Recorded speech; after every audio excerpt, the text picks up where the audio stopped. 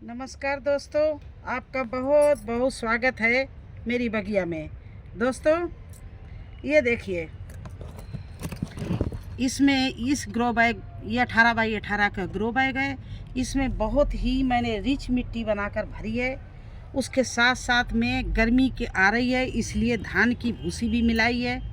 इसमें कोकोपीट भी मिलाया है, रेत भी मिलाया है और सारी खादें, गोबर की खाद, वर्मी कंपोस्ट, नीम खली, जो भी मेरे पास में था और आपके में हो, उससे अपना ग्रो बैग भर लीजिए। और नीचे तो जानते हो मैं पत्तों से 2 लेयर पत्ते की लगाती हूँ। एक लगाती हूँ सूखे किचन वेस्ट की, और इसके बाद में कुछ गोबर, बड़े बड़े गर्मियों के लिए बड़े बड़े साइज के गोबर के पीस डाल देती हूँ उपले तोड़ के, जिससे, और उसके ऊपर ये सब चीज़ डालती हूँ जिससे हमारा ग्रो बैग हल्का रहे, पोला रहे और ठंडक बनी रहे पानी में। जैसे नीचे से अभी थोड़े दिन बाद हम ग्रो बैग भरेंगे, उनके बीच में गत्ते, इसमें भी गत्ते मैंने डाले, लेकिन ज़्यादा गत्ते और थर्माकोल डाल देंगे जिससे नमी बनी रहे जड़ों में। क्योंकि गर्मी में सुबह पानी डालो और दोपहर तक पानी सूख जाता है, और हमारे पास ज़मीन तो है नहीं जो 15 फुट 10 फुट तक गहराई तक गीला रहता है। ये तो 5-6 फुट के ग्रो बैग 12-18 इंच के ग्रो बैग होते हैं। 2 फुट मुश्किल में, 1.5 फुट का होता है 18 इंच, मतलब 24 इंच का है, 2 फुट है। तो इतनी गहराई में मिट्टी भी, पत्ते भी, खाद भी, सब कुछ होता है। और हमारी जो रूट्स प्लांट की होती है वो नीचे तक जाती है, लेकिन उसको नमी नहीं मिलती तो वो सड़ने लगती, सूखने लगती, जलने लगती है। इसलिए गर्मी के ग्रो बैग बिल्कुल अलग टाइप के भरे जाते हैं। उनमें या तो नदी की रेत मिलाई जाती है 20%, या कोकोपीट मिलाया जाता है, और कुछ नहीं है तो धान की भूसी मिला दो, जिससे मिट्टी हल्की रहेगी, भुरभुरी रहेगी और पानी पास होता रहेगा। और नीचे जो है हमारा जो पत्ते भरे हुए हैं, गत्ते भरे हुए हैं, उनसे हमारे प्लांट को वो मिलती रहे, नमी मिलती रहे। तो चलिए हमने कैसे बोया था देखिए दोस्तों। हमने ये जब ग्रो बैग भरा था आज से 15 दिन पहले, तो मैंने यहाँ भी 1 कप में सीड लगाया था, 2 आसपास लगा दिए थे। मैंने कोई तो निकल आएगा, क्योंकि जिस समय 2 सीजन मिलते हैं, जैसे सर्दी से गर्मी या गर्मी सर्दी, उस समय मिट्टी में अनेकों प्रकार के कीड़े होते हैं। और जब पहले हम लौकी, कद्दू या उस सीजन के जो है प्लांट लगाते हैं, गोभी बीज वगैरह, वो कीड़े खा जाते हैं। तो किसी के बीच में लगाइए, लहसुन, प्याज या मेथी, कड़वी चीज़ के बीच में सीड लगाइए तो बच जाता है, या इस तरह से कपों में लगाइए। तो देखिए 2 सीड लगाए थे और मैं खोज के देख रही हूँ, जो हमने इसमें लगाया था ग्रो बैग में, वो एक भी सीड नहीं मिला है जमा, और उसको कीड़े खा गए। इसीलिए साथ साथ में मैंने ये कप में भी भर के रख दिया। ये कप में भर के इसी के बीच में रख दिया कि ये तो नहीं खा पाएंगे। और देखिए, ओहो, इसकी रूट्स है वो नीचे निकल गई है। देखिए इस तरह से ये रूट्स क्रॉस कर गई है। तो अब ये ग्लास वाला कप जो कप में लगाया था, ये प्लांट लगाने के काबिल हो गया है, नहीं तो इसकी जड़ें नीचे चली जाएंगी तो ये हम कप निकाल नहीं पाएंगे।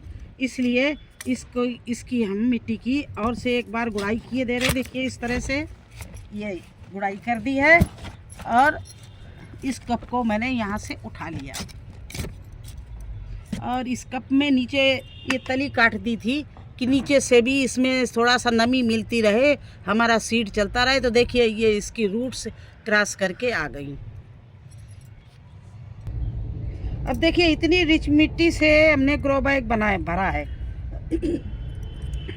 फिर भी जड़ के पास में लकड़ी की राख, ये हल्दी, और ये है नीम खली, और ये है फफूंदनाशक पाउडर, और ये है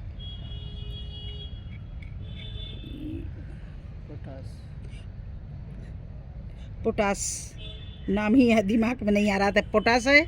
और दोनों पोटास हैं, ये काली है, ये लाल, दोनों मैंने मंगाई हैं, और दोनों ऑर्गेनिक है। और मैं किसी ने मेरे से कहा ये पोटास नहीं है, कुछ और है, तो मैं आज पे इसके थैले में जो पैक आया था उसमें पैकिंग बढ़िया ही पोटास है।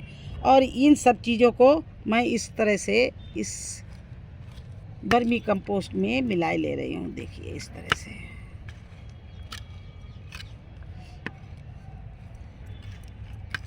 ये सब अपने प्लांट की सुरक्षा के लिए मैं कर रही हूँ।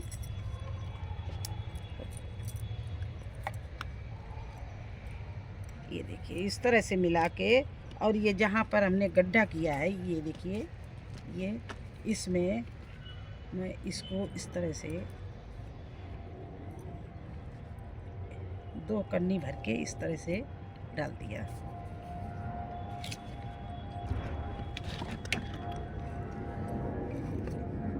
आसपास भी थोड़ा डाले दे रहे हैं इस तरह से कि कोई कीड़ा उड़ा हो तो वो हल्दी है, राख है, इससे मर जाए और भाग जाए, हमारे पेड़ को नुकसान न पहुंचाए। अब इस तरह से इस कप को हमने वैसे तो दबा के भी निकाल सकते थे, लेकिन मैं सोचती हूँ कि जड़ ना हिल जाए, इसलिए इसको मैं कैंची से इस तरह से कप को काट रही हूँ।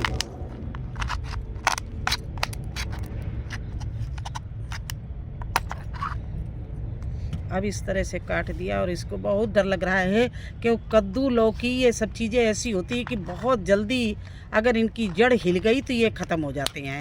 तो देखिए इस तरह से हिल तो गई भाई। इस तरह से इसको लगा दिया मैंने।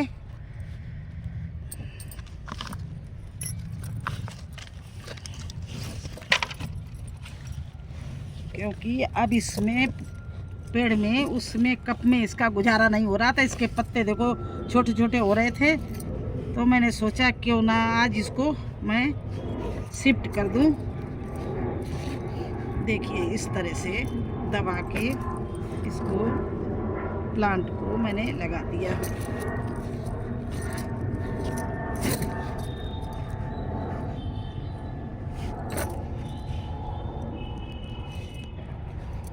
हिल तो गया है, अब देखते हैं कि ये लगता है या नहीं लगता है। कोशिश तो ये थी कि ये हिले ना, लेकिन थोड़ा सा हिल गया। अब इसमें देखिए इस तरह से मैं पानी भरे दे रही हूँ। और मैंने जो सीड नीचे गाड़े थे, अभी मुझे एक खाली सीड दिख रहा था, लेकिन वो हम निकाल नहीं पाए, इसी में दब गया। नहीं और वो दब गया, लेकिन वो सीड को कीड़े खा गए।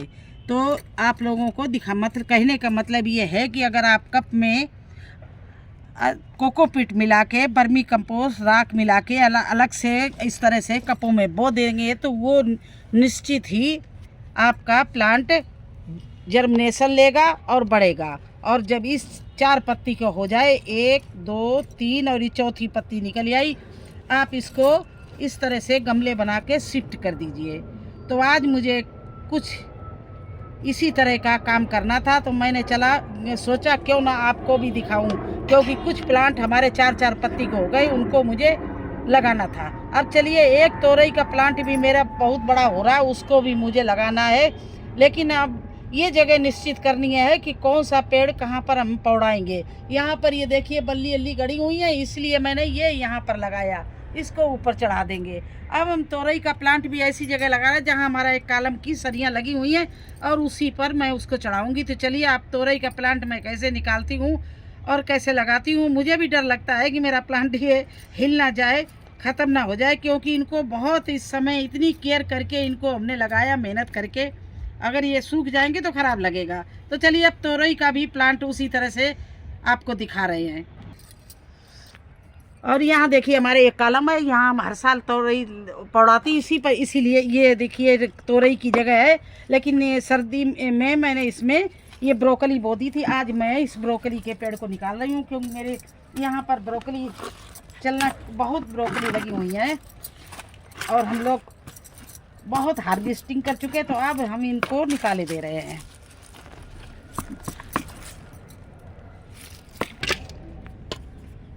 ये देखिए वो इसमें मैं खाद डाल रही हूँ। ब्रोकली निकाल कर गुड़ाई कर दी, खाद डाल दिया, थोड़ी सी भूसी मिला दी, जिससे मिट्टी भुरभुरी रहे, हल्की रहे। ये देखिए इस तरह से इस मिट्टी को मैंने अच्छे से मिक्स कर दिया हर चीज़, और इसमें खाद भी डाल दी है।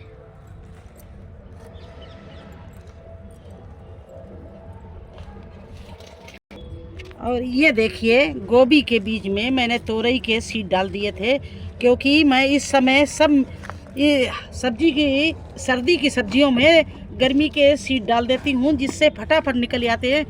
और ये तोरई का पेड़ काफ़ी अच्छा चल रहा है, और इसको मुझे अलग करना है, निकालना है, और निकाल कर उसमें लगाना है। ये देखिए